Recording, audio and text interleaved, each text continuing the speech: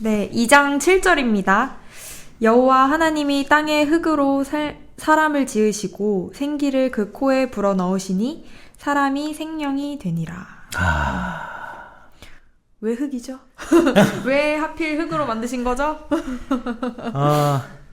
저는 2장 7절이 왜 흙으로 만들었느냐라는 질문은 제가 사실 못하겠어요. 이제 대답을 못하겠어요. 그렇죠. 대답하면 이상해. 하나님이 만드셨는데 그걸 내가 뭐라 그러겠어? 재료를 그걸로 선택하셨다. 그렇지. 재료가 흙이다. 히브리어로 흙이라는 말이 아다마이고 그 다음에 최초의 사람이 아담이잖아요. 네. 그래서 아담이라는 말의 어근이 아다마에서 나왔기 때문에 그래서 아마 아담을 흙에서 만들었을 것이다. 내지는 흙에서 사람을 만들었기 때문에 여기 2장에 보면 남자와 여자를 만드셨다라고 할 때는 히브리어로 이시베 이샤라는 표현을 쓰는데 네. 특별히 흙이라는 표현을 통해서 이제 아담과 연관을 시키려고 하지 않을까 이렇게 상상을 해볼 수 있지만 왜 하나님이 굳이 재료를 흙으로 만드셨는가 이거는 사실 제 영역을 넘어서는 신적인 질문이다 라고 생각하는데 저는 이 2장 7절 읽으면서 이것도 복음이다 라고 또 생각을 해요. 왜냐하면 여기 여호와 하나님이 땅에 흙으로 사람을 지으셨다라고 했는데 이건 한글 성경에 그렇게 나와 있는 거고요. 네. 히브리어 성경에는 아파르로 만들었다 그래요. 아파르라는 말이 뭐냐면 먼지와 티끌이에요. 그러니까 사람을 흙으로 만들었다라는 그 신화적인 표현 있잖아요. 네. 물론 이거는 이집트에서도 신이 인간을 만들 때 흙으로 만들어요. 그런데 메소포타미아에서는 킹구의 피로 만들거든요. 그런데 하나님은요, 흙도 아니고 피도 아니고 티끌로 만들었다라는 거예요. 저는 이거 읽으면서요, 다른 피조물들은 다 말씀으로 되게 멋지게 만드셨는데, 상상해봐요. 뭐가 있으라 딱 했는데 뭐가 딱 나타나요. 얼마나 멋져요. 네, 맞아요. 사람이 있으라, 인간이 있으라 딱 하니까 사람이 딱 만들어졌다. 얼마나 멋지게 보입니까? 네. 그런데요, 인간은 티끌과 먼지로 만들었다라는 거예요. 그런데 그 티끌과 먼지, 그러니까 별거 아닌, 네. 그 툭툭 먼지 털어내는 이 티끌과 먼지, 이 별것 아닌 것으로 인간을 만들어 놨는데 그 인간에게 하나님의 형상도 부어주시고, 네. 코에다가 생기도 불어넣어 주시고, 그래서 생명도 주셨다. 너무 감사하지 않아요? 저는 이 복음, 이건 또 창세기에 나와 있는 또 다른 복음이 아닌가 라는 생각이. 보잘것없는 우리에게 하나님의 그렇죠. 호흡을 주셨다. 이렇게 되니까. 그렇네요. 그런데 참 이런 보잘것없는 먼지와 티끌로 만든 사람들이 서로 자랑하는 거 보면은 그 인간이 티끌이라고 하는 것을 깨닫는 게 중요한 거겠죠. 그러게 말해요. 우주에서 정말 먼지 같은 존재인데, 네. 티끌과 같은 존재인데 그야말로, 그런데 그 안에서 우리를 자랑한다라는 것이 네. 저는 참 하나님 보시기에 잘한다? 이 정도? 진짜 잘한다는 게 아니라 너 잘한다 그래 이런. 저는 그래서 땅에 흙으로 사람을 지으시고라고 번역을 해놨는데 땅에 티끌과 먼지로 사람을 만드시고 이러면 얼마나 멋진 번역이 그게 될까. 훨씬 더 뭔가 와요. 예. 그쵸. 그 서정적인 느낌? 예, 그냥 시 같아. 감수성만 건드리는 게 아니라 훨씬 더 원래 의미를 좀 잘 전해주는 게 아닌가. 네. 아무것도 아닌 우리를. 티끌과 먼지로 너희를 만들었다. 그러니까 흙으로 지으셨다 이렇게 했을 때 실은 이제 들었던 느낌은 약간 그 진흙? 왜냐면 맞아요, 우리 맞아요. 도자기 만드는 네네. 진흙, 그런 느낌이 들었었거든요. 네. 그런데 그것과는 다르니까 왜냐면 형태를 만드는 그런 느낌이잖아요. 네, 맞아요. 네, 그것과는 좀 다른 영역, 다른 차원의 해석이네요. 먼지를 몇 톤 쌓아놓고 물을 부으면 진흙이 될 수도 있겠지만 정말 이 글을 기록한 사람이 하나님을 토기장이처럼 만약에 그리고 싶었다면 조금 더 뭔가 그것을 연상시키는 표현이나 단어를 쓰지 않았을까. 그런데 성경에는 그것을 연상시키는 단어보다는 티끌과 먼지인 아파르 하나로 끝났기 때문에 저는 그 아파르라는 단어 하나로 네. 사실 이 앞에서는 그냥 하나님 앞에 잠잠할 수밖에 없는 네. 그런 인생이 되지 않는가 싶어요. 그런 마음 갖게 돼요. 집착해서는 안 되는 대상인 거죠. 티끌과 먼지니까. 어차피 그 존재의 출발이 티끌과 먼지이기 때문에 인간이라는 것 자체가 그 몸뚱아리나 허락된 삶 속에서 그것에 집착하는 것은 애초부터 거부당한 개념으로 우리가 받아들이면 그것도 또 은혜가 되지 않겠나 이런 생각합니다. 저도 은혜가 되네요. 예. 근데 또 이런 티끌과 먼지 같은 먼지로 만들어진 인간에게 하나님의 창조의 그런 인간을 하나님의 창조의 동력자로 부르셨다는 것. 그리고 우리 손으로 예. 또 다른 무언가를 만들 수 있는 능력을 주셨다는 게 너무 감사한 일인데 이거를 나를 위해서 만들라 그러고 나를 위해서 쓰려고 한다라는 게 너무 죄스러운 것 같기도 하고 말이죠. 맞네요. 원래는 질문 드릴 때, 왜 보잘것없는 흙으로 그렇게 우리를 빚으셨을까, 만드셨을까, 이렇게 생각했는데, 사실 흙도 아니야. 먼지와 그렇죠. 티끌이야. 더해. 더 겸손할 이게 수밖에 없는. 바울의 고백에서도 똑같은 그쵸. 이 메타포가 나오잖아요. 질그릇에 고배를 담아주셨다. 그쵸. 고린도서 4장에 나오는 예. 표현인데, 그 표현도 또 은혜가 되는 것 같아요. 그 그쵸. 보잘것없는 것 안에 하나님의 그 귀하고 아름다운 것을 담아주신 것. 네. 또 뭐 이게 비슷할지는 모르겠지만 토기장이신 하나님 네. 언제라도 깨버리는 거는 하나님의 마음이거든. 네. 그거는 토기장이가 이 모양이 잘못 만들어졌으면 깨는 건 당연한 거거든. 네. 그런데 왜 우리를 만들어 주신 것만 해도 감사한데 그 깨지는 것을 바라보면서 왜 하나님은 우리를 깨냐고 그러면 먼지인 우리가 티끌인 우리가 뭔지인지 모르니까 그딴 소리 하는 거죠. 깨달아야 돼. 그러니까 네. 세상의 먼지라는 먼지들이 거. 지금 이제 막 난리를 칠 겁니다. 어떻게 난리를 치는지 제가 또 한번 읽어보겠습니다. 네. 8절부터 읽겠습니다. 여호와 하나님이 동방의 에덴에 동산을 창설하시고 그 지으신 사람을 거기 두시니라. 여호와 하나님이 그 땅에서 보기에 아름답고 먹기에 좋은 나무가 나게 하시니 동산 가운데에는 생명나무와 선악을 알게 하는 나무도 있더라. 강이 에덴에서 흘러나와 동산을 적시고 거기서부터 갈라져 네 근원이 되었으니 첫째의 이름은 비손이라. 금이 있는 하윌라 온 땅을 둘렀으며 그 땅의 금은 순금이요 그곳에는 베델리엄과 호마노도 있으며 둘째 강의 이름은 기혼이라. 구스 온 땅을 둘렀고 셋째 강의 이름은 히데겔이라. 아수르 동쪽으로 흘렀으며 넷째 강은 유브라데더라.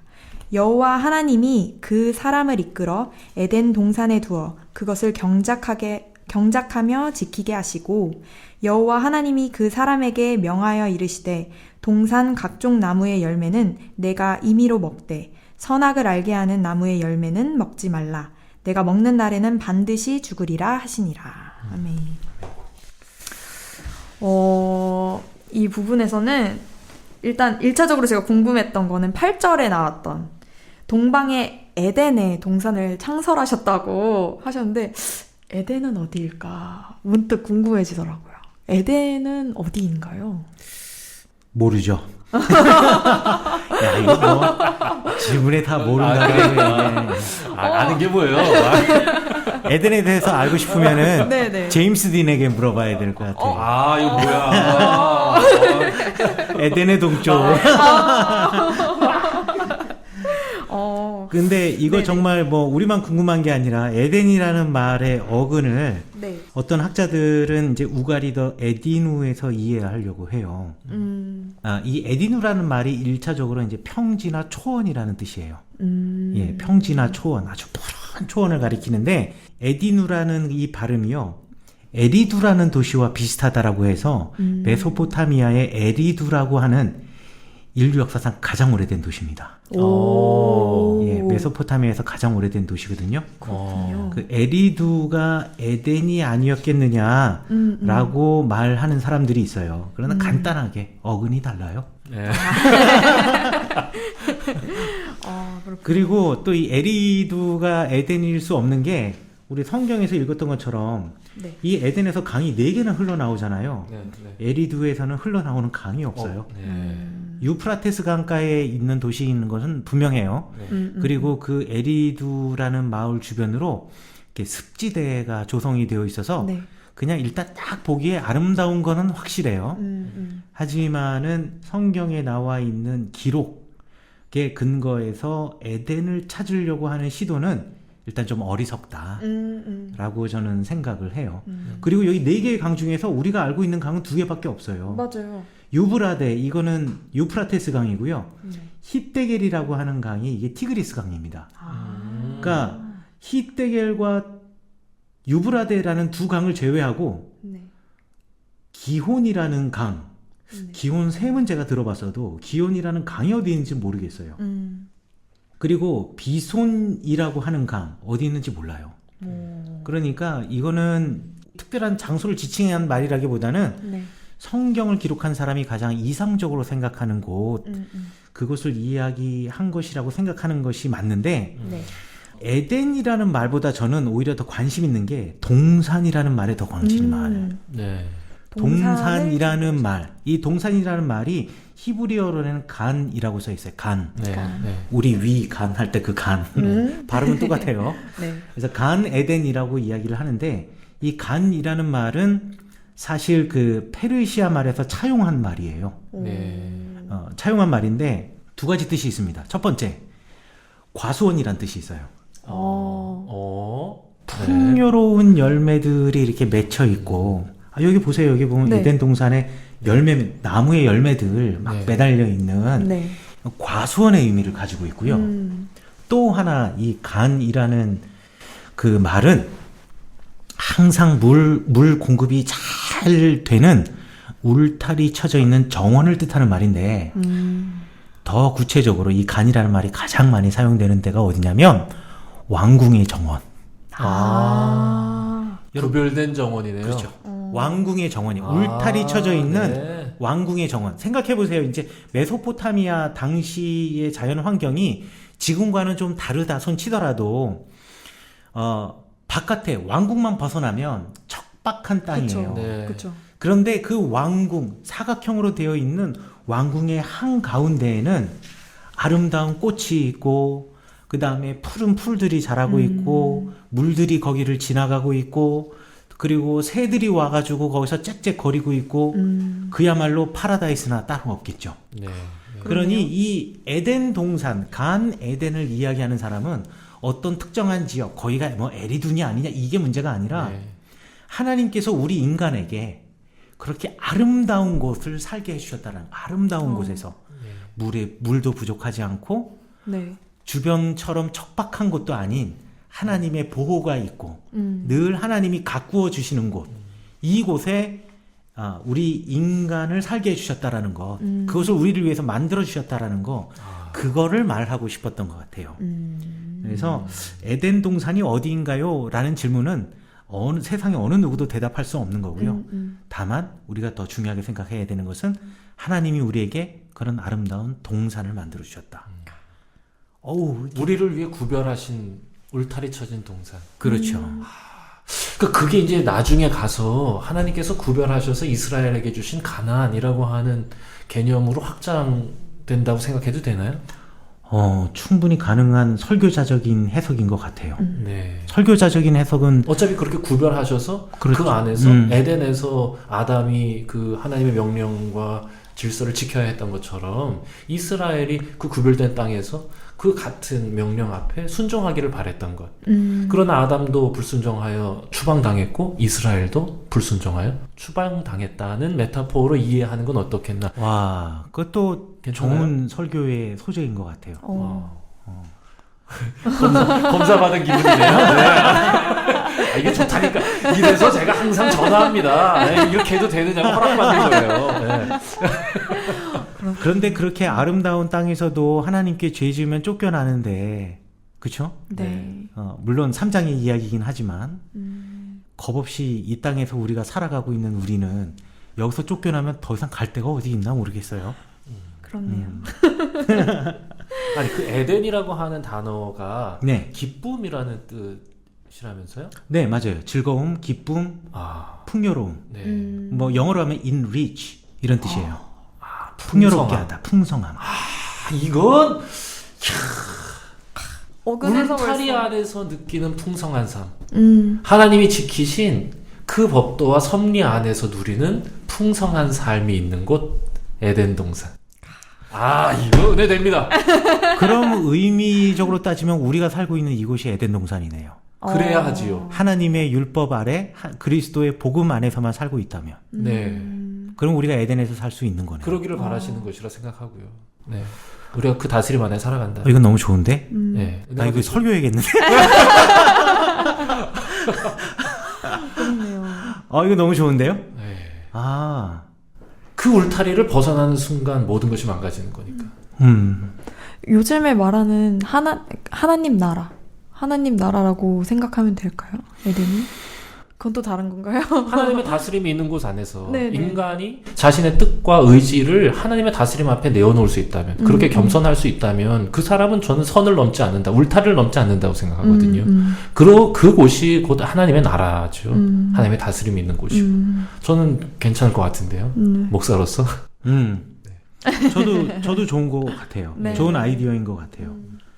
하나님의 다스림이 있는 곳, 하나님의 어떤 그 만들어진 정하신 울타리. 네. 예. 그런데 때로는 우리가 그 정하신 울타리를 되게 부담스러워 하잖아요. 네, 그렇죠. 그리고 그 항상 인간이라는 것이 울타리가 쳐지면 그 울타리 너머에 뭐가 있는지 궁금해하는 존재잖아요.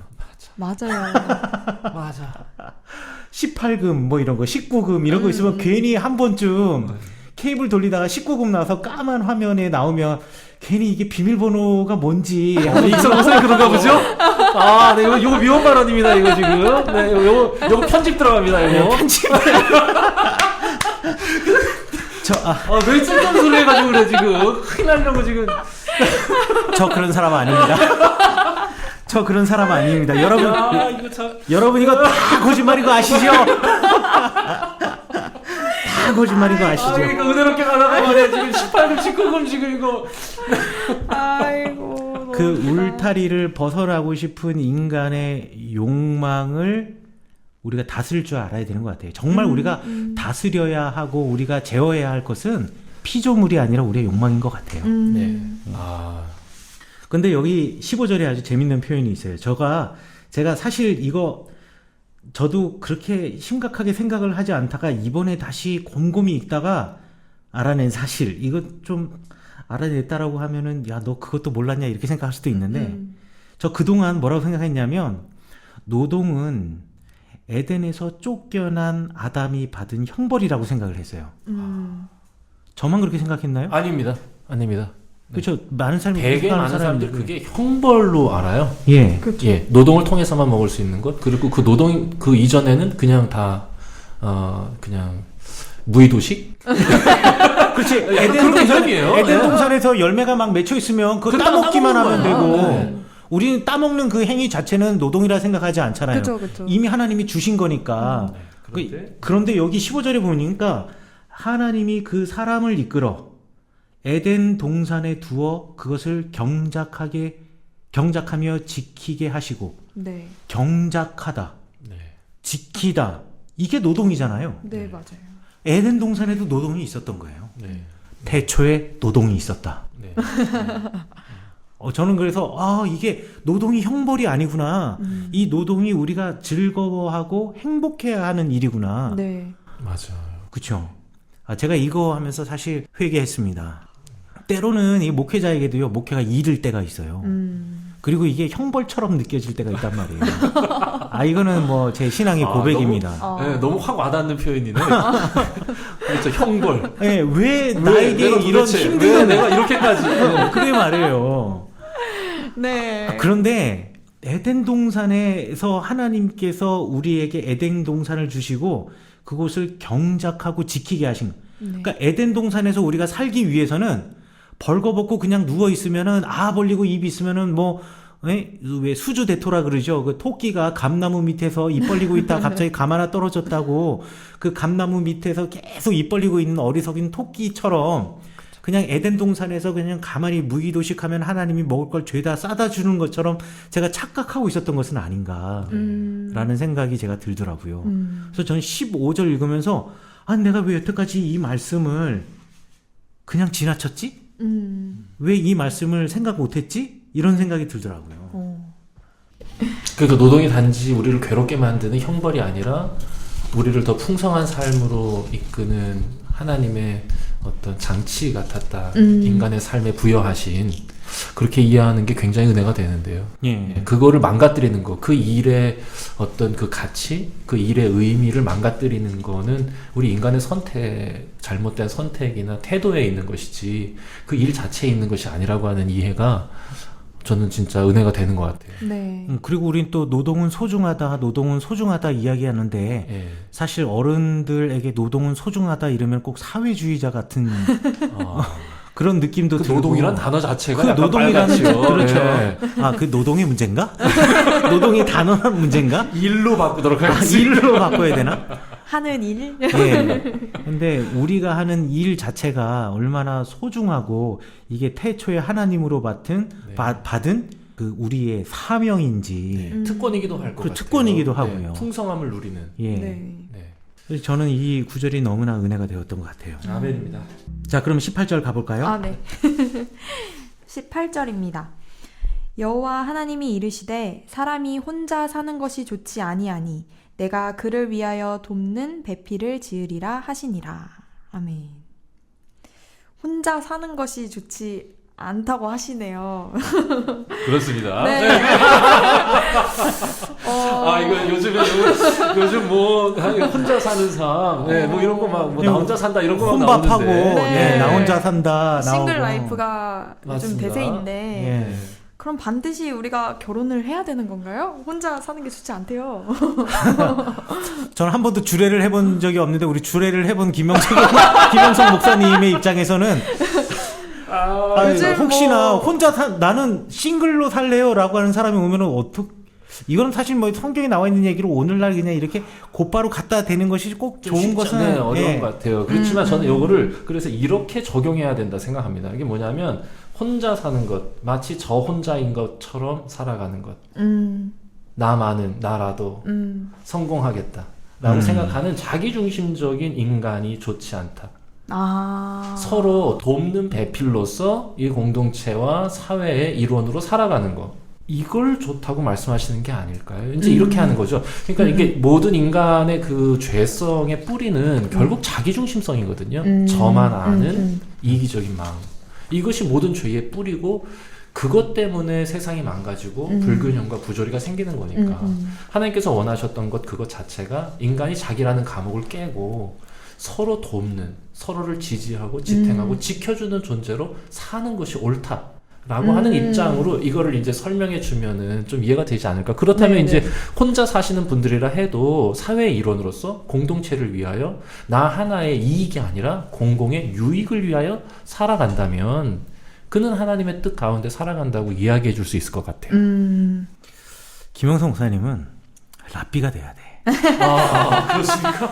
목사가 되면 안 되나요? 이거 지금 위험 발언을 하시는데 지금. 왜냐면 방금 한 이야기를 중세의 대랍비인 라쉬가 그대로 똑같이 했어요. 할렐루야. 자, 할렐루야. 대목사 등극인가요? 이 라쉬가 네. 하나님과 인간의 다른 점에 대해서 이야기하면서 세상에 오직 한 분 홀로 존재하는 사람은 하나님밖에 없다. 멋있다. 그리고 하나님을 제외한 모든 생명체는 공동체를 이루고 사고 관계를 이루고 산다. 네.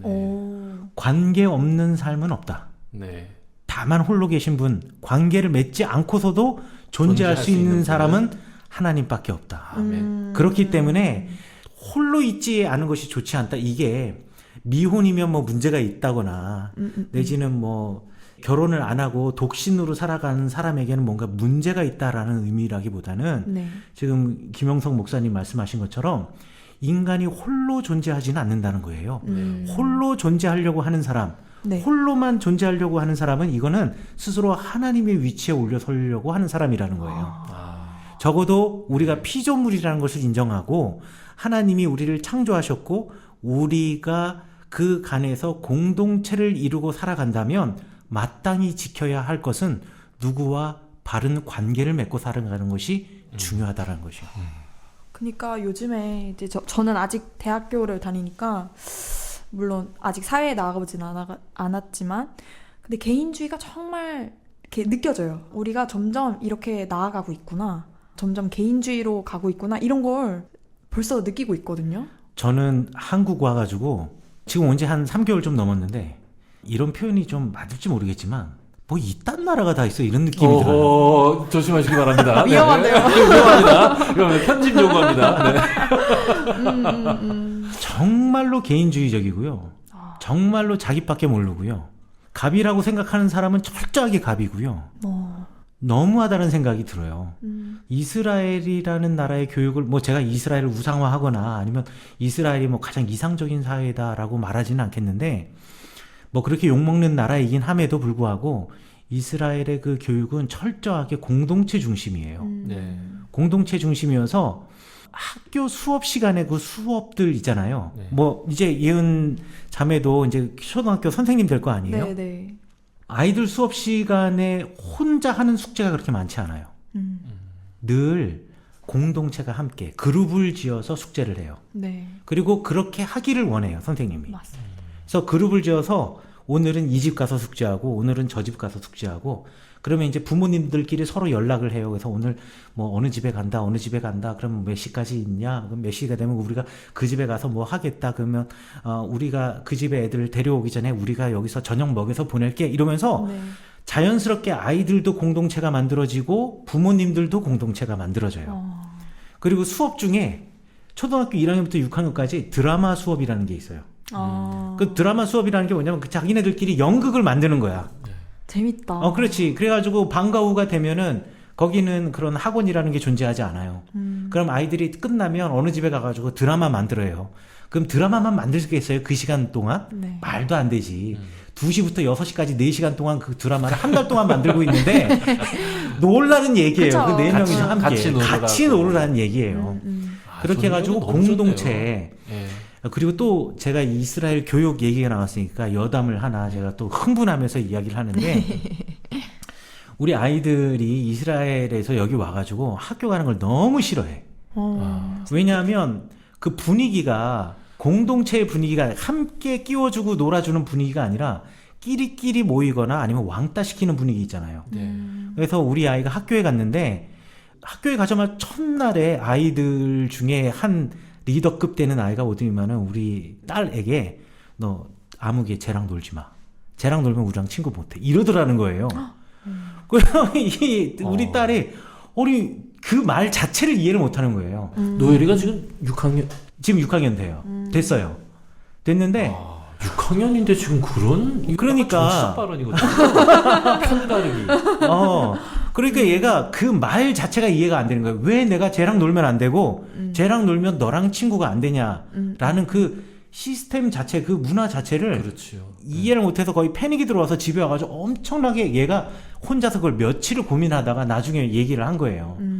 그래서 우리가 그게 아니다라는 것을 다시 설명해 주는데 정말 애먹었어요. 근데 우리나라는 하여간에 우리나라에만 들어오면 다 이상해져요. 그래서 우리나라 교육 중에 또 이스라엘에서 하는 뭐 교육 방법이라고 해서 저는 이거 거의 사기 수준에 가깝다라고 하는 교육 방법이 있는데 하브루타. 네, 그거 뭐 엄청 지금 유행입니다. 맞아요. 예, 하브루타는 이거는 한국에 와서 이건 하브루타가 아니야. 그냥 이스라엘에 있는 하브루타라는 거 히브리어도 아니고 아람어예요. 사람들이 다 히브리어로 알고 있어요. 근데 그거는 하브루타는 아람어로 히브리어로 하면은 해 하베림. 히브리어로 하면은 해 하베림이고 그 다음에 하브루타라는 말은 아람어예요. 이게 무슨 뜻이냐면 친구라는 뜻이에요. 영어로 번역하면 the friend. 정관사가 붙은. 하브루타. 그렇죠. 하브루타가 되는데 이제 우리 수업 시간에 하브루타에서. 배웠잖아. 하브루타 헤트가 나오면은 그렇군. 모음 아가 에로 바뀌어서 정관사가 해하브루타라고 한다. 우리 이제 배웠던 건데. 뭐. 그래서 그거를 해브루타라고 써요, 한국에서. 그래요? 네. 아. 해하브루타를 그거를 그냥 해브루타라고. 그러니까 다 틀린 거네. 다 틀렸어. 네, 제대로 된 게 없네. 제대로 된 게 없네. 하브루타라고 하는데 이 하브루타가 뭐냐면 예를 들어서 우리 아이의 하브루타를 알려주면 우리 아이가 이스라엘에 가가지고 일주일도 안 됐는데 초등학교에 입학을 하게 됐어요. 네. 초등학교에 입학을 하게 됐는데 뭐 이스라엘 간지 일주일도 안 돼가지고 입학을 했으니 히브리어를 알아요, 뭐를 알아요, 아무것도 모르잖아요. 네. 그리고서는 그 학교에 보내는 부모의 마음이 얼마나 안타깝겠어요. 그냥 얘가 중간에 울거나 돌아오는 건 아닌가 이렇게 생각이 되는데 우리 노엘이가 이야기를 하는데 자기가 사실은 그 3학년 때 얘기를 하더라고. 1학년 때 가가지고 학교에서 많이 울었다는 거예요. 왜냐면 일단 말을 못 알아듣잖아요. 말을 못 알아듣는데 가만히 있으니까 앉아있으니 이건 바보처럼 앉아있는 거 아니에요. 그런데 그렇게 울고 있으면은요 옆집에 이제 야엘이라는 애가 있는데 그 야엘이가 와가지고 우리 놀고 있는 노엘이를 꼭 안아주면서 무슨 말인지 그때는 몰랐는데 지금 생각하니 울지마, 우리가 있잖아, 우리랑 놀자 이 얘기를 하고 있는 거예요. 그게 친구인 거예요. 그게 하브루타예요. 그리고 이스라엘에도 시험은 있습니다. 물론 시험 성적을 우리처럼 매기지는 않지만 그래도 테스트는 하게 되어 있어요. 네네. 그래서 3학년 때 이제 그 테스트를 하게 되는데 우리 노엘이가 가장 친한 친구가 제가 말했던 야엘이. 네. 그런데 어느 날 노엘이가 오더니만은 고민이 있다는 거예요. 그래서 왜 고민이 있대? 짝이 이제 바뀌었는데 야엘이가 짝이었는데 이제 라비라는 남자애가 자기 짝이 됐다라는 거예요. 그래서 왜 남자라서 싫어? 그랬더니만 그게 아니래. 왜냐하면 시험을 볼 때 내가 모르는 게 있으면 야엘이가 다 가르쳐 주는데 라비는 자기 걸 보고 쓴대요. 자기는 이게 무슨 말인지도 모르고 썼는데 라비는 자기 걸 보고 쓴다라는 거예요. 아이고. 그래서 제가 얼마나 웃기든지. 그런데요, 이스라엘에서는 커넥이라는 단어가 존재하지 않습니다. 치팅이 없어요. 이스라엘에서는 예를 들어서 우리 노엘이가 공부를 하다가 시험을 보다가 내지는 문제를 풀다가 모르는 문제가 나오잖아요. 네. 예를 들자면 1 더하기 2라는 건 알아요. 그런데 지금 히브리어도 모르는데 뭐 예를 들어서 영희가 엄마 심부름으로 시장에 가서 사과를 하나 사라 그래서 사과를 샀습니다. 그리고 배를 2개 사오라 그래서 배를 2개 사왔습니다. 그러면 과일은 총 몇 개를 사왔나요? 이거는 1 더하기 2는 3이라는 문제이지만 말을 못 알아먹어가지고 문제를 풀 수가 없는 거예요. 그러면 얘는 그냥 가만히 있겠죠. 문제를 모르니까 안 풀 거 아니에요. 그러면 야엘이가 지켜보고 있다가 시험 자기 거 풀고 있다가 노엘이 거를 딱 보고서는 노엘아 너 이거 왜 못 풀어? 이거 쉬운 건데. 그럼 나 이게 무슨 말인지 모르겠어. 그러면 말로 그냥 해주는 거예요. 말은 알아듣거든. 글은 못 읽어들어도 이제. 네. 그럼 말로 알아들으면서 그럼 이게 1 더하기 2 문제구나. 그럼 맞아. 그러면 그거를 풀어가지고 답을 쓰는 거예요. 그럼 우리 입장에서는 우리 한국 교육의 입장에서는 시험 문제를 푸는데 도움을 받았으니 이거는 부정행위에 들어가는 거 아니에요? 네. 그런데 이스라엘에서는 야엘이가 우리 노엘이의 참 친구예요. 하브루타. 하브루타가 되는 거예요. 야, 이게 한국에서는 그냥 질문식 수업으로 그렇죠. 그냥 완전히 딱 자리를 매김했어요. 그래서 그렇죠. 토론식 수업. 맞아요. 토론식 수업. 뭐 이 주제를 꺼내놓고 이번에는 내가 이걸 주장하고 저 사람이 주장하고 막 해보다 이제 바꿔서 또 이 사람은 또 반대 걸 주장하고 뭐 이렇게 하는 거. 말도 안 되는 얘기입니다. 그게 친구가 되는 수업이네요. 그렇죠. 이게 진짜 친구가 되는 필요하죠. 수업이에요. 저게 진짜 수업이죠. 그렇죠. 예. 근데 우리나라에서는 이 학부모들이 변별력이라는 걸 따지잖아요. 그러니까 야 그렇게 하면 변별력이 떨어지지 않냐라고 이야기를 하는데요. 변별력이라는 말이 곧 순위를 매기는 거잖아요. 순위를 매기는 순간 친구는 못 돼요. 그렇죠. 예. 친구가 되기 위해서는요. 왜 우리가 예전에 대학 다닐 때 맨날 노래도 부르고 그런 거 있잖아요. 10명이 다 함께 한 걸음이 중요한 거지 한 사람이 혼자 10걸음 가는 게 전혀 중요하지 않은 거예요. 이 얘기 너무 좋은데. 이게 너무 좋은데 진짜. 그게 하브루타라는 거예요. 그게 이스라엘의 교육이고 그게 공동체라는 거예요. 그래서 이스라엘의 재밌는 또 텔레비전 광고 중에 하나가 있어요. 네. 뭐가 있냐면 군인들이 아이스크림 광고입니다. 아이스크림 광고인데 군인들이 이렇게 훈련을 막 나가요. 훈련을 나가가지고 막 훈련하다가 한 사람이 다리가 접질렸어. 그래가지고 쓰러졌어요. 그래서 다리가 부러진 거예요. 근데 친구들이 그 부러진 훈련병을 다리를 막 불러내서 왜 그 야전 침상 같은 거 있잖아요. 네. 그 수송 이렇게 예. 그 뭐라 그러지? 하여간에 들것.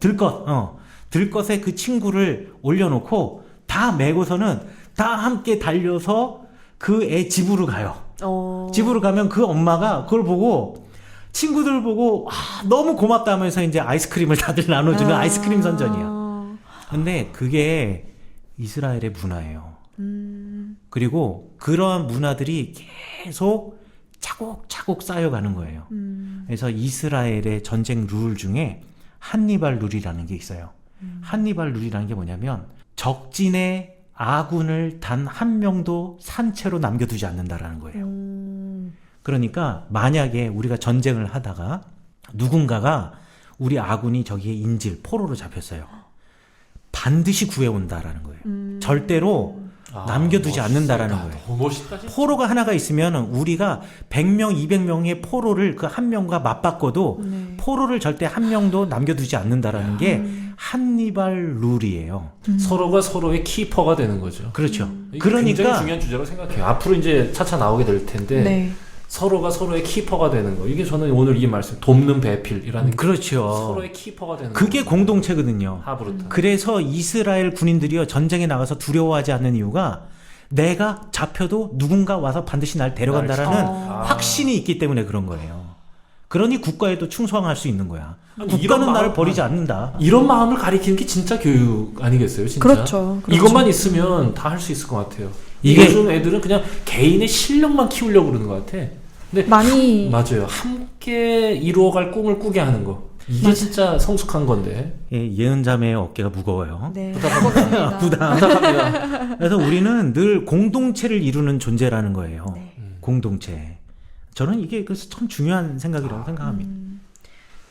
단지 이 혼자 사는 것이 좋지 아니하니 하는 그 말이 뭐 결혼을 하고 말고 문제는 아니죠. 예. 그렇죠. 뭐 이런 혼자 살고 결혼해야 되냐, 뭐 미혼이면 안 어. 되냐 이 문제 아니에요. 고린도서 7장에서도 얘기합니다. 네, 결혼하고 안 하고는 당신 몫이다. 네, 네, 네. 네가 알아서 판단해라. 그러니까 저는 바울도 잘못 생각하고 있는 거 아니야?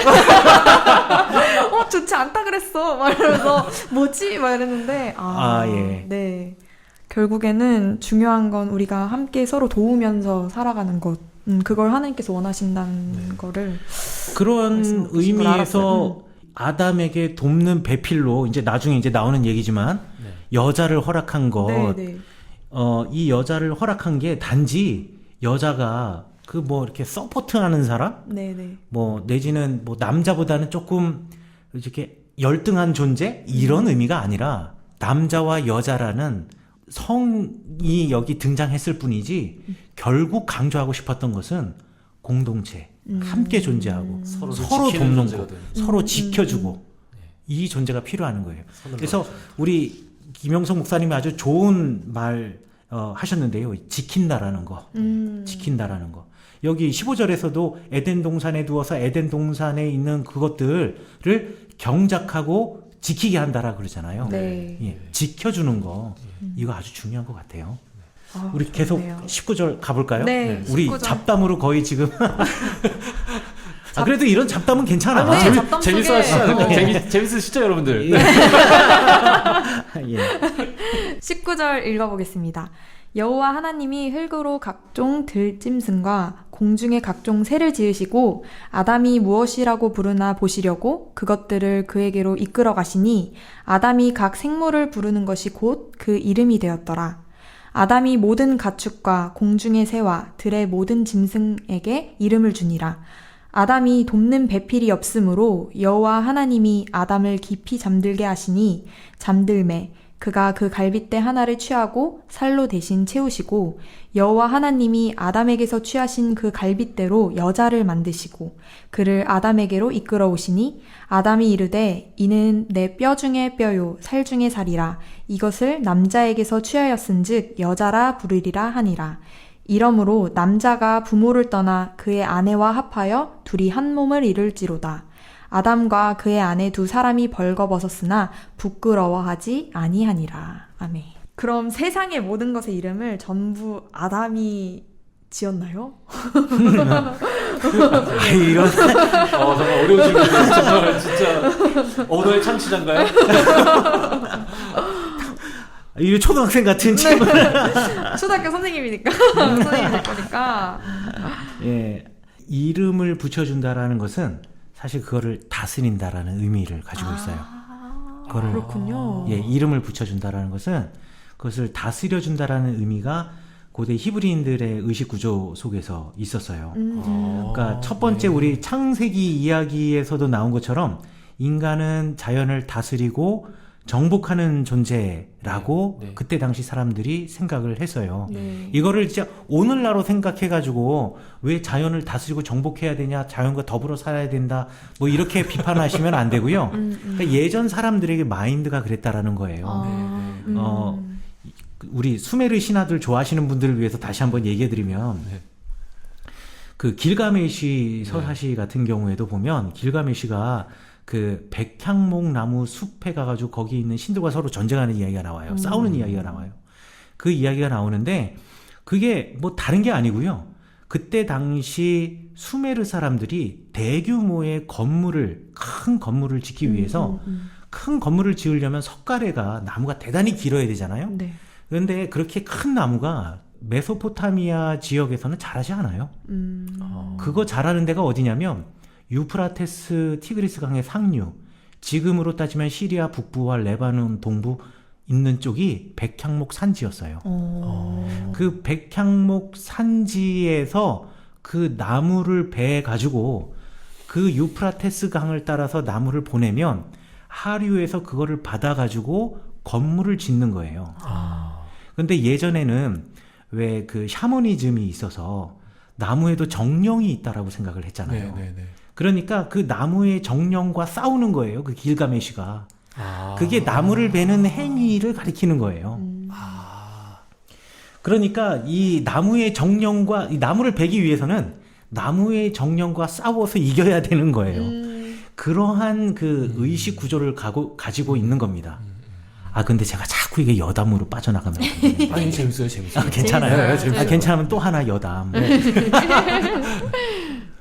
지난 시간에 그 메소포타미아의 하부의 도시들이 강줄기가 바뀌어져 가지고 예전에는 도시 한가운데로 강이 흐르거나 도시 옆으로 강이 흘렀는데 나중에 지금 현재는 메마른 땅 한가운데 뚝 떨어져 있고 네. 강줄기가 저기 멀리 수키로 떨어져 있다라고 제가 말씀드렸잖아요. 그렇게 큰 홍수가 난 이유 중에 하나가 뭐냐면 무차별하게 나무를 베었기 때문이에요. 아나톨리아 반도 있는 데 가고 그 다음에 레바논, 시리아 북부 가면은요, 지금 가면 백향목 숲이 거의 없어요.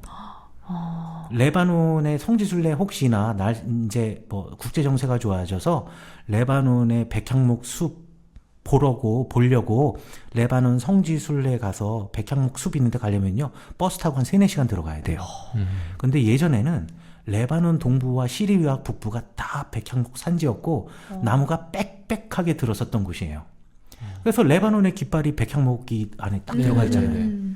그런데 지금은 그렇게 없어요.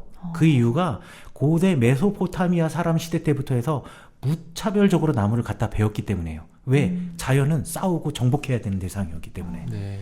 계속 배에 제낀 거예요. 그러니 비가 오거나 이렇게 되면 나무가 물을 흡수를 못하고 그 물이 그대로 쓸려 내려가는 거잖아요. 그래서 결국 메소포타미아 문명, 수메르 문명의 멸망도 신화적으로 이야기하면 나무의 정령과 싸우기만 하다가 네. 결국은 물의 신에 의해서 티아맛 이런 사람들에 의해서 멸망당한 거예요. 신화적으로 이야기하면. 그래서 이름을 붙여준다라는 것은 다스린다라는 의미를 가지고 있다라는 것 때문에 제가 지금 이렇게 새길로 나왔는데요. 그러니까 고대인들에게 정서라는 거예요. 성경에도 보면은요, 사람이 하나님의 천사를 만나게 되면 이름이 뭐냐고 물어봐요. 그런데 하나님의 천사가 이름은 알 거 없다. 네, 맞아요. 이름 안 가르쳐 주잖아요. 야복가에서 씨름하고 나서 이름을 알려주세요. 이름 안 알려주잖아요. 그 이유가 이름을 알려주게 되면 내가 그 이름을 부르는, 그리고 이름을 붙여주는 사람의 복속되는 사람? 그 밑에 하위 등급으로 내려간다는 생각이 있어요. 그러니까 감히 하나님의 이름을 물어본다라는 거, 하나님의 이름을 부른다라는 거, 불경하다라는 거예요. 그래서 이스라엘 사람들은 하나님의 이름을 히브리어로 유드 부르지 헤이 않습니다. 바브 헤이 써놓고도 부르질 않은 거예요. 부르질 않는 거. 아. 하나님의 이름을 부르는 순간 우리가 그를 다스릴 수 없으니까. 그렇죠. 오. 그래서 아, 유드 헤이 이거 바브 굉장히 합리적이야. 그렇죠. 유드 헤이 바브 헤이라는 그 단어를 정말 궁금했었거든요. 예. 왜 그러시는가? 아무도 얘기도 지금 안 해주시고. 어떻게 읽는지도 몰라요. 그래서 맞아요. 이름을 얘기도 안 해주시고 하나님께서 이름을 부를 수도 없고. 그 도대체 이건 뭐에 근거한 것인가 했었는데 오늘 굉장히 완전 그냥 확 풀렸어요. 네, 그 고대 서아시아 사람들의 기본적인 마인드이고 그리고 그 십계명에 보면 너는 여호와의 이름을 망령되이 일컬지 말라라는 말이 나오잖아요. 네. 이게 두 가지 의미를 가지고 있어요. 하나는 하나님의 이름을 들먹이면서 함부로 맹세하지 말라라는 의미도 가지고 있고요. 또 하나는 하나님의 이름을 잘못 사용하지 말라라고 우리말로는 번역을 할 수 있는데 misuse의 의미라기보다는 하나님의 물론 misuse라고 이야기할 수도 있겠지만 더 좀 깊게 들어가면 하나님의 이름을 부를 때에 그 부르는 목적이 그 하나님을 컨트롤하기 위해서. 요거 잘 생각해 보면요. 우리가 주여 주여 하나님의 이름을 부르잖아요. 네. 부르는 이유가 왜? 그렇죠. 변질된 목적. 이거 해달라고. 이것 좀 해주세요. 이것 좀 해주세요. 이것 좀 해주세요. 하나님을 이용하려는 의도. 우리가 기도 잘해야 돼요. 그렇네요. 기도 잘못하면 우리가 십계명을 범하게 되는 거예요. 네. 하나님의 이름을 부르면서 하나님을 다스리려고 하는 사람이 되어버릴 수 있다라는 거예요. 그러고 보니까 진짜 성경에서는 하나님께서 인간에게 이름을 지어 주시는 부분들이 되게 많은 것 같다는 생각이 드네요. 다시 말하면 하나님이 그를 다스리시겠다고 하는 의지로. 새로운 이름을 주시잖아요. 그래서 항상 그 회심의 순간마다 그 사람들의 이름이 바뀌어 가는 거. 뭐 예수님께서도 그 베드로를 부르실 때도 너 이제 내가 장차 개바라 부르겠다 이렇게 하시는 것도 예수의 다스림 안에 살아가는 존재가 되게 하시겠다고 하는 약속이기도 하다. 그렇죠. 네. 네. 그렇게 이해하시면은 이 진짜. 이름을 부르게 짓게 한다라는 의미가 어떤 뜻인지 우리가 이해할 수 있을 것 같아요. 네. 네. 그러면 이제 아담의 갈비뼈로 여자를 만드셨잖아요, 하나님께서. 그러면 먼지와 티끌인 우리의 존재가 또 여자들은 또 갈빗대로 만든 건가요? 조금 다르게? 성분이 좀 다른가요? 그래가지고 이제 그거 가지고 이제 얘기도 하지요. 남자들은 그냥 진흙덩어리고 여자들은 본 차이나다. 다르다. 안 깨져. 남자들은 쉽게 깨져. 여자들은 좀 더 강하다. 본 차이나. 네. 여자가 더 우월한 거네요, 여기서. 그렇습니다. 여성 그렇습니다. 신학자들이 좋아한다라는 말을 하면 여성 신학자들이 싫어할까? 그것도 편견일 수 있다. 그것도 편견일 수도 네네. 있고. 어쨌든. 기능 증보판. 네. 쉽게 깨지지 않게 만들었어. 네. 가끔씩 진짜 우스갯소리로 여자가 남자보다 더 뛰어난 존재다라는 그렇죠. 것을 이제 말하기 위해서 남자는 흙에서 만들었지만 여자는 뼈로 만들었기 때문에 일단 물질 자체가 정확하게 말해서 남자는 티끌로 만들었지만 여자는 그 티끌 같은 존재가 아니라는 거죠. 예? 그렇죠. 그래서 여자가 남자보다 더 우월한 존재다. 우스갯소리로 그렇게 말을 하기도 하고. 예, 그 다음에 또 남존여비라는 말도 쓰잖아요. 그렇죠? 네, 맞아요. 그래서 남자의 존재는 여자의 비율을 맞추는 데 있다. 그게 남존여비인가요? 그렇지. 야. 맞아요. 그렇죠. 요즘 여자가 정말 남존여비 남자보다 사회네요. 더 네. 위대한 존재이다. 또 재밌게 말하는 또 이거 여러분들 그 성경 읽어보시면 알겠지만 남자는 에덴 동산 바깥에서 만들어서 에덴 동산으로 끌고 와요. 맞습니다. 네. 그런데 여자는 에덴 동산에 이미 남자는 가서 거기서 잠자고 있는데 여자는 그 잠자고 있는 남자의 갈빗대에서 만들었으니까 여자는 메이드 인 에덴 동산이야. 그런데 남자는 에덴 동산 바깥에서 만들어졌어. 그래서 여자분들이 더 신앙이 좋은가 봐요. 그럴 수도 있고. 그래서 이렇게 에덴에 머무는 거지. 그렇죠. 우린 자꾸 왔다 갔다 하고. 재밌네요.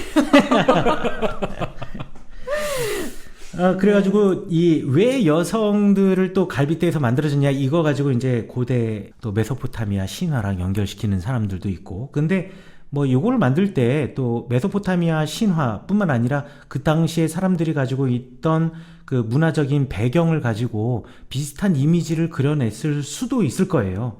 뭐 예를 들자면 고대 수메르에서는요, 갈빗대를 티라고 해요. 티. 예, 수메르어로 갈빗대가 티입니다. 근데 생명이라는 말이 틸이에요. 아. 그래서 수메르 사람들은요, 생명이 갈빗대에 있다고 생각을 했어요. 오. 아. 이제 그런 의미에서 아마 이스라엘 사람들이 어떤 수메르 사람들 같은 문화권에서 맞아요. 살았으니까, 네네네. 그러니까 생명이 갈빗대에 있기 때문에 이 여성들이 남자의 생명인 그 갈빗대를 취해서 만들었다. 그 일종의 언어 유희다라고 네. 이제 설명하는 사람들도 있고요. 네. 어근이 이건 또 같나요? 일리 있는데요. 네, 이건 어근이 같아요. 네. 네. 또 굳이 그걸 구별할 이유는 없는 것 같아요. 왜냐하면 같은 시대, 같은 지역에서 살았던 사람들이 그 문화를 공유한다고 하는 걸 그걸 그쵸. 굳이 거부할 이유가 없지 않을까요? 네. 그들이 그쵸. 이해할 수 있는, 그들이 더 잘 받아들일 수 있는 개념을 사용하는 거니까. 그렇죠, 그렇죠. 저는 그건 전혀 무리는 없다고 네. 생각해요. 또 히브리어로 무언가를 창조한다, 만들다라고 할 때는 바라 내지는 아싸라는 단어를 사용하거든요. 예. 네. 그런데 특별히 여자를 만들 때는 예. 바나라는 단어를 써요. 어. 바나라는 단어는 뭐 굳이 이야기하면 뭐 건축하다, 만들다 이런 뜻이에요. 그런데 수메르 사람들이 수메르 전통에서 무언가를 만들 때 바나라는 단어를 써요. 그래서 이게 아마 수메르 전통 영향 아래에서 네. 여성의 창조를 이야기할 때 그런 단어들을 차용하면서 내지는 그러한 문화 속에 살았기 때문에 함께 무의식종에서 그렇게 사용한 것은 아니었을까라고 사람들이 추정을 하는 것이지, 이것 자체로 뭐 여성이 더 뛰어난 존재다, 내지는 뭐 남성이 더 먼저 만들어진 존재이다, 뭐 이렇게 생각해서는 또 안 된다라고 생각하고요. 네. 네. 또 성경에 나와 있는 재밌는 표현 중에 남자의 갈빗대에서 나왔기 때문에 여자라고 불렀다. 네. 한국말 성경으로 읽으면 그거랑 여자랑 무슨 상관이야. 그렇죠. 그러니까 그렇죠. 무슨 말인지 너무 궁금했어요. 그렇게 생각할 수가 있는데, 이게 히브리어로 남자가 이시이고 여자는 이샤예요. 네. 네. 같은 어근을 가지고 있는데 여성형 어미가 하나 더 붙은 거거든요. 그래서 왜 사람들이 생각해보세요. 왜 남자는 이시라고 부르고 왜 여자는 이샤라고 불러요? 네. 그거는 뭐냐면 둘이 같은 모양이지, 같은 어근이지, 같은 데서 출발해서 그래. 남자의 갈빗대에서 여자가 나왔잖니 라고 이야기하는 이야기예요.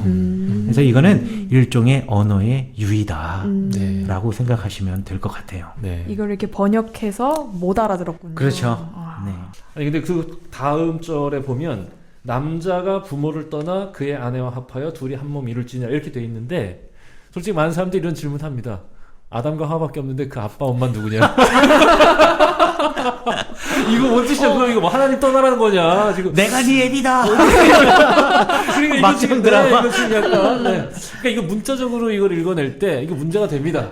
그렇죠. 네. 아담과 하와의 아빠 엄마 궁금해요. 누구냐? 네. 이런 질문 많잖아요. 뭐 이렇게 가인과 아벨 다 죽고 세 번째 아들 만들었는데 이거 여자 아내는 어디서 구해왔냐? 뭐. 맞아요, 맞아요. 예. 네. 주변 근데- 사람들이 너무 많다. 네. 맞아요. 근데 창세기를 기록한 사람의 입장에서 생각을 해보자고요. 기록한 사람의 입장에서 이 남자와 여자를 지금 하나님의 창조를 이야기하면서 이렇게 남자와 여자는 둘이 연합하여서 공동체를 이루는 존재이고, 네. 그래서 이런 연합하여서 만들어지는 우리 사회 안에서 최소 단위가 그 당시에는 가족이었는데, 네. 이런 가족이 만들어지는 과정을 갖다 이야기하면서 이제 결혼에 관한 모티브를 끌어들여서 부모를 떠나 그 아내와 합하여 둘이 한 몸을 이루어라, 공동체를 이루어라 라고 말한 거지, 이 구절을 가지고서는 그럼 아담과 하와의 아버지는 하나님인데 어머니가 없네. 그러면 하나님은 아버지면서 동시에 어머니인 그걸 뭐라 그러죠? 이게 두 가지 성이 하나로 이렇게 자웅동체. 뭐 하나님이 아니 이걸 가지고 그렇게 말하는 사람이 있다니까 진짜로. 진짜로 있어요. 진짜로 있다니까. 당황했어요, 진짜. 이거 그 사람은 이거 어떻게 이건 설명도 불가능해. 그 사람은 인도하고 전도하기도 힘들어. 맞습니다. 네. 그냥 따지려고 작정한 거예요. 그렇지, 그냥 네. 말꼬투리 잡는 거지. 네. 그렇게 생각하시면 안 됩니다. 네, 네. 여러분, 자웅동체 아닙니다. 그리고 25절에 이제 뜬금없이 한 구절이 나오는데 아담과 그의 아내 두 사람이 벌거벗었으나 부끄러워하지 아니하니라. 이 말이 왜 여기서 갑자기 필요한지, 왜 이 말이 툭 나왔는지가 궁금해요. 우리는 궁금하지 않은데 벗었는지 뭐 입었는지 별로 궁금하지도 않았는데 그냥 나와 있어요. 굳이 말을 해서 내가 부끄러워지는. 굳이 벌거벗었다는 걸 알려주는. 네, 맞아요. 맞아요. 굉장히 낯선. 네. 그래서 깜짝 놀랐습니다. 네. 그렇죠. 왜이 그러니까 말이 나오나? 아담과 그의 아내 두 사람이 뭐 굳이 왜 벌거벗었다는 얘기를 네, 알려주는가. 이 이야기를 이해하시려면요. 네. 3장으로 가셔야 됩니다. 그런가요? 네. 안 돼요. 너무 궁금해. 궁금하시면 다음번 들어주세요. 3장에 가시면은요. 네. 벌거벗은 아담과 하와의 이야기. 그리고 스스로 벌거벗었다는 것을 알고 부끄러워하는 이야기가 나오거든요. 그렇죠. 네. 그 의미가 뭔지 다음 주에. 그렇죠. 네. 히브리어를 통해서 이해하도록 하겠습니다. 재밌겠다. 기대가 됩니다. 궁금하면 다음에 꼭 들어주세요. 꼭 들어야겠어요. 네. 자, 여러분 감사합니다. 우리 이번에 시간에는 우리가 하브루타 이야기하고 뭐 이렇게 하다가 격까지로 좀 많이 갔어요. 그래서 여러분들 들으시면서 이 사람들이 빨리 성경 본문 읽고 설명해야지 이게 분량 채우려고 그런 이야기 하는 거 아니냐라고 오해를 할 수가 있고 또 생각하신 분이 있는데요. 빙고. 빙고인가요? 빙고. 근데 재밌었어요. 나 너무 재밌었어. 너무 좋았어요. 시간 가는 줄 몰랐습니다. 예, 맞아요. 갑자기 제가 가다가 갑자기 그 생각이 나가지고 제가 열변을 토하는 바람에 네. 너무 재밌었어요. 예, 진짜. 이렇게 되었는데요. 네. 3장 우리 에덴 동산에서 벌어진 일 네. 다음 시간 너무 재밌을 겁니다. 네. 기대가 됩니다. 기대하셔도 좋습니다. 우리 그러면 다음 시간에 뵙겠습니다. 네. 안녕히 계십시오. 안녕히 안녕히 계세요. 계세요. 네, 안녕하세요. 비블리아의 이익사입니다. 이익상에게 성경 배우는 김혜석입니다. 베타로 투입된 이지입니다.